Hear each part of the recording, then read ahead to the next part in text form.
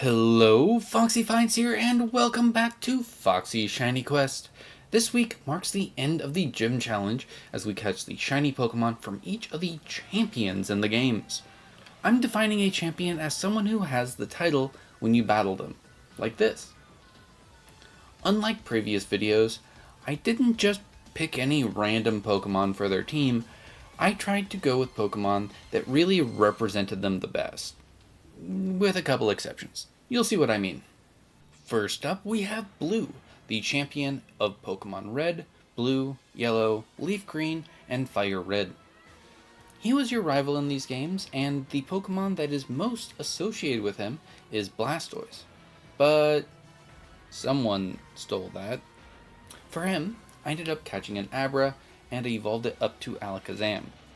This Pokemon has an IQ of 5,000, which doesn't make any sense. In theory, the test could measure up to about 200 IQ. That's it.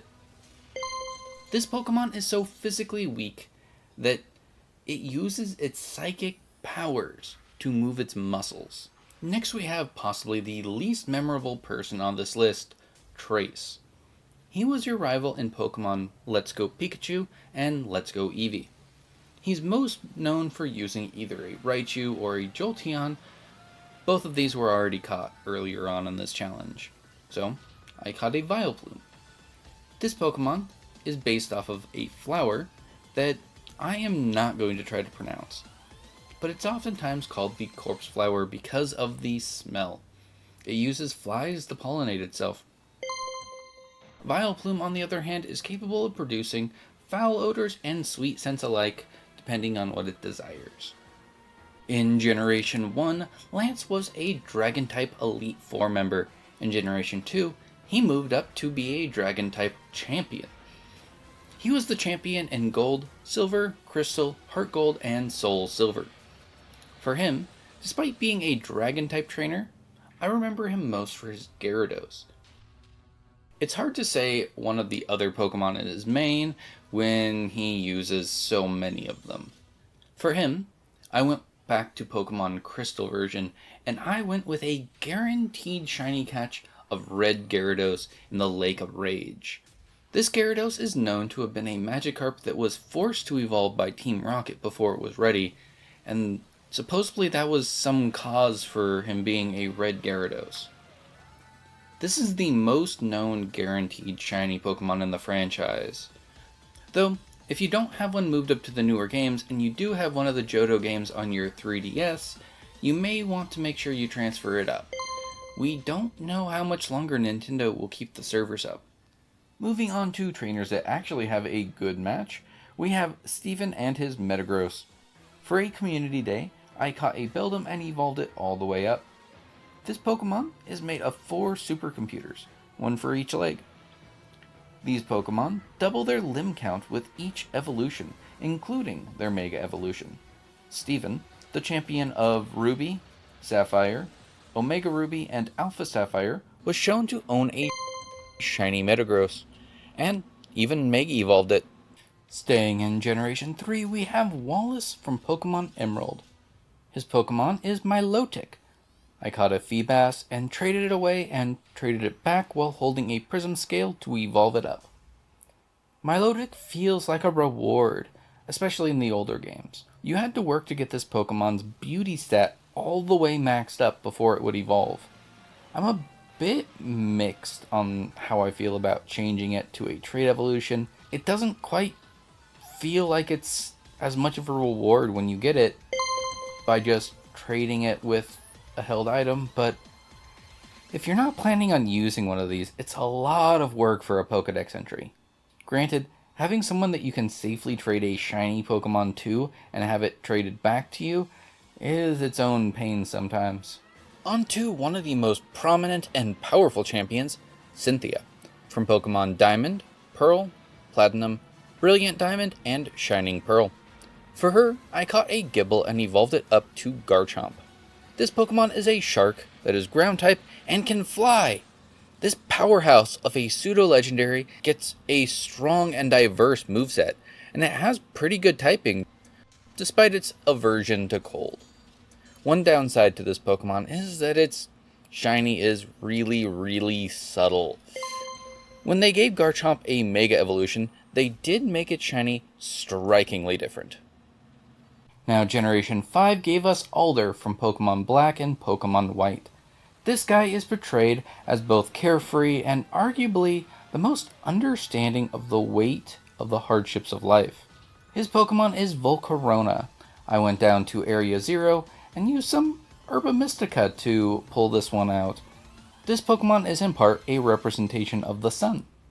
Its shiny form appears in the anime, which is pretty interesting. But back to Alder for a moment. Despite being a very light-hearted person for most of the time, he takes great care with Pokemon battles. And this is because he's experienced loss of a beloved partner who was also a Volcarona.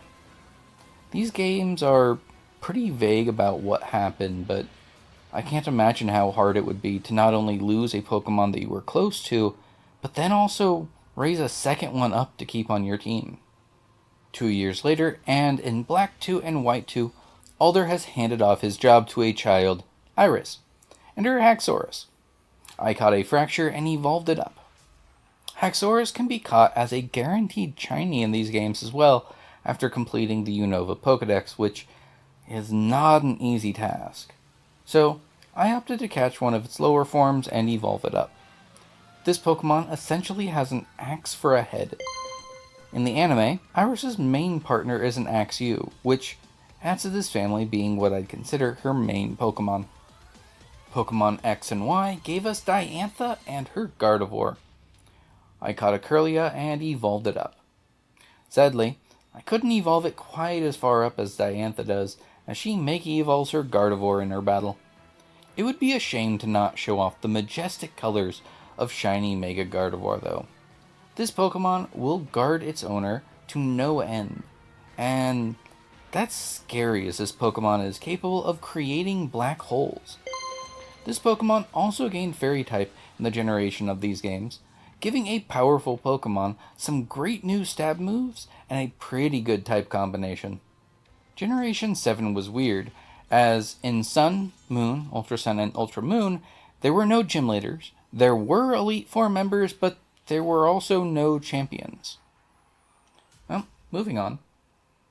Oh, and for those who want to point it out, Kukui in Sun and Moon isn't actually considered a champion when you fight him at the end of the Elite Four. The same is true for Hau in Pokemon Ultra Sun and Ultra Moon.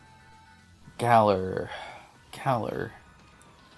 Which Pokemon should be Leon's Pokemon in Sword and Shield? So I caught a Charmander and evolved it up to Charizard. This Pokemon is basically the second mascot of the Pokemon series.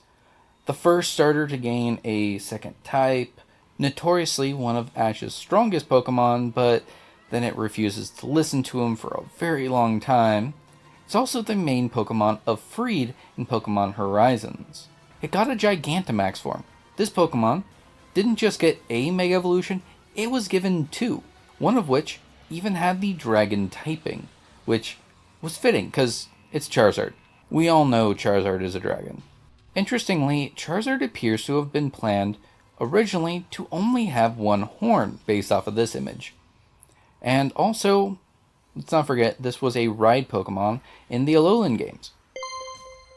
Charizard is one of the few Pokemon that early on had its shiny color changed. It went from purple to black. Normally, I'd say purple looked really good, but man, the black looks nice on this dragon too. Generation 9 introduced a different idea of what a champion was. For Pokemon Scarlet and Violet, I aimed for the top champion. We have Greta and her Glimmora. I found a Glimlet and evolved it up. This is a great Pokemon to send out at the start of a battle, as its ability, Toxic Debris, leaves toxic spikes that'll poison Pokemon that are coming out into the field on the opponent's side. Greta is known for her champion battle being, let's say, a little bit lackluster, because she uses her Pokemon in a way that a skilled trainer would not. Such as using this great setup Pokemon, Last. Toxic Debris does basically nothing if you're on your last Pokemon, unless your last Pokemon can take out all of theirs. Or, also, if this is their last Pokemon, if you're going one-on-one against this Pokemon, its ability does nothing. Just like, flatly, nothing. It's pointless. I will say they do make her later battle much better. Glamora can be found floating around or attached to walls in caves to appear like blue flowers. As I mentioned in my previous Foxy Shiny Quest video, Generation 9 has a regular Elite Four and then an additional set in the Blueberry Academy. Likewise, there is a second champion. Here we have Kieran and his Hydrapple. I caught an Applin and evolved it up into Dripplin, which I really wish I could have covered before this point, but I really couldn't, unfortunately. I further evolved it into Hydrapple. This Pokemon has 7 different dragons in one apple, all as one Pokemon. It has an attack, Fickle Beam, that does more damage on occasion. It's said that this only happens when all 7 of the dragons are of one mind, which sounds a little bit like herding cats. And that is it. We caught a Pokemon from each gym leader that didn't move up, each Elite Four member that didn't move up, and each champion that you fight in the role as champion or top champion when you're talking about Generation 9. There are a lot of asterisks there, but what can you do? This challenge literally isn't big enough for all of them. I may continue on with filling out these other characters next year, but that's assuming I have the time for that. I am a busy fox after all. These shinies aren't going to catch themselves. The gym challenge may be over, but my shiny quest is not. I have 4 more Pokemon to go. I'll be releasing the conclusion to this series on New Year's Eve. See you then. Happy hunting.